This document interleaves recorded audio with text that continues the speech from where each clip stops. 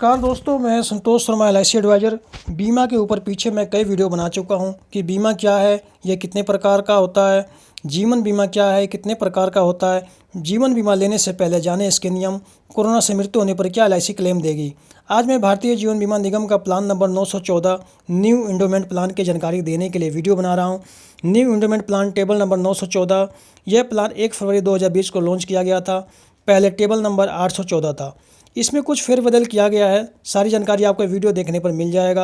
आप दोस्तों, रिक्वेस्ट है कि मेरे वीडियो को स्किप ना करें और पूरा देखें, जिससे कि यह प्लान आसानी से आपको समझ में आ जाए।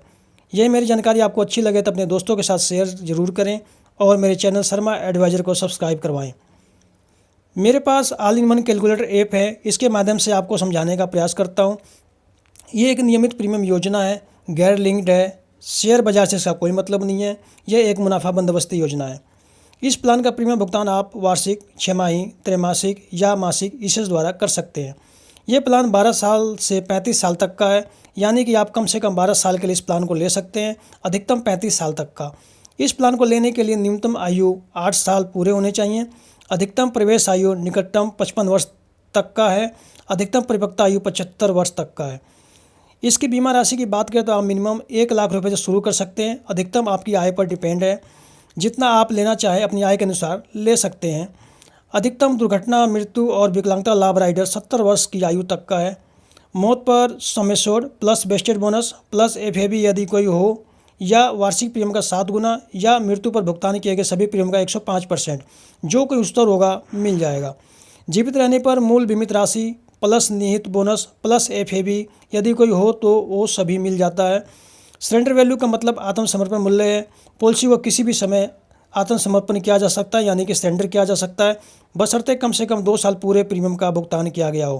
पहले यह 3 साल के लिए बाद सरेंडर होता था, लेकिन दोस्तों पॉलिसी को सरेंडर करने की ना सोचें, इससे आपको नुकसान होता है। इससे अच्छा है आप लोन ले लें।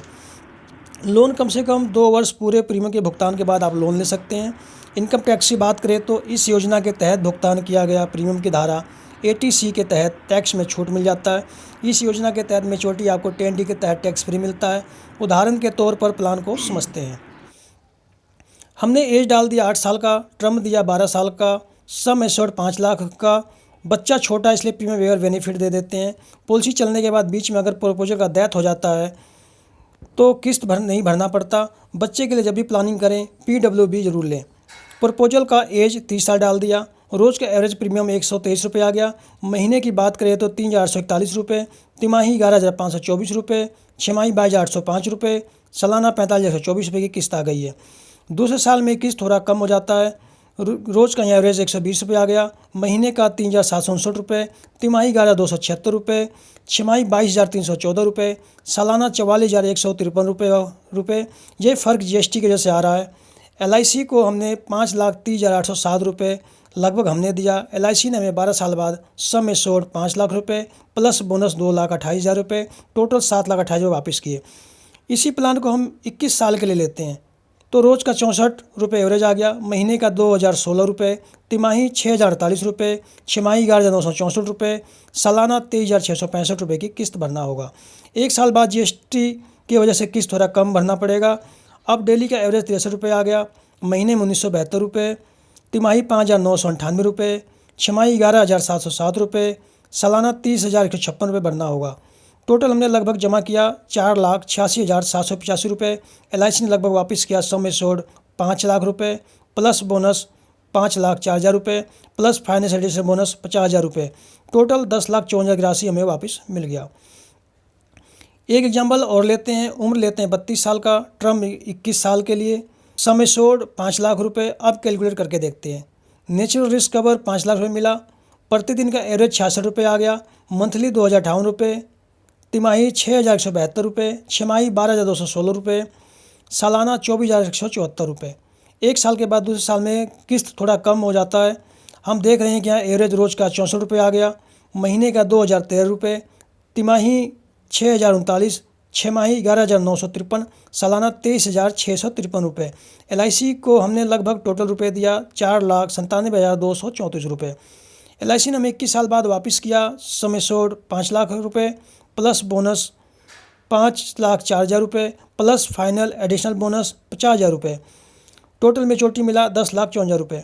इन रुपयों को हम सेटलमेंट ऑप्शन में भी ले सकते हैं। अगर हम इन रुपयों को 10 साल के लिए सेटलमेंट में लेते हैं तो लगभग 1,35,102 रुपये लगातार हर साल 10 वर्षों तक मिलता रहेगा। एक आखिरी एग्जाम्पल समझने के लिए और लेते हैं। यहाँ हमने उम्र डाला 40 साल और टर्म 35 साल का, सम एश्योर्ड 5 लाख रुपए। अब कैलकुलेशन करके देखते हैं LIC ने हमें क्या दिया।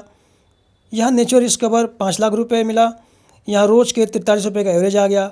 मंथली 1356 रुपये, तिमाही 4,069 रुपये, छमाही 8,052 रुपये, सालाना 15,930 रुपये। दूसरे साल में यह किस्त GST कम होने के कारण कम भरना पड़ेगा। यहाँ रोज़ का एवरेज 42 रुपये आया, मंथली 1,327 रुपये, तिमाही 3,982 रुपये, छमाही 7,872 रुपये, सालाना 15,787 रुपये। LIC को हमने लगभग पेड किया 5,45,888 रुपये। LIC ने मेच्योरिटी दिया 24,90,000 रुपये। इन रुपयों को भी हम सेटलमेंट ऑप्शन में भी ले सकते हैं। अगर हम इसको 10 साल के लिए सेटलमेंट ऑप्शन में लेते हैं तो लगभग 3,19,168 रुपये 10 वर्षों तक लगातार मिलता रहेगा, यानी बुढ़ापे का इंतजाम हो गया। ये आपकी इच्छा है, आप इन रुपयों को सेटलमेंट में लें या इकट्ठे ले लें। दोस्तों, उम्र और समय के हिसाब से प्रीमियम में और मेच्योरिटी पर फ़र्क पड़ता है, यानी कि कम उम्र पर पैसा आपको लगभग कम भरना पड़ता है और जैसे ही आपने लंबे समय के लिए प्लान लिया आपको मेच्योरिटी भी अधिक मिला। मेच्योरिटी में फ़र्क बोनस से के कम ज़्यादा होने से अंतर आता है। ये कैलकुलेशन आज के बोनस दर के हिसाब से है। भविष्य में ये बोनस रेट कम ज़्यादा जो भी होगा उस हिसाब से आपको मेच्योरिटी मिलेगा। कैसे लगी आपको ये मेरी जानकारी? अच्छी लगी हो तो अपने साथियों तक शेयर करें। धन्यवाद दोस्तों। फिर किसी नई टॉपिक के साथ आपको मिलूँगा नेक्स्ट वीडियो में।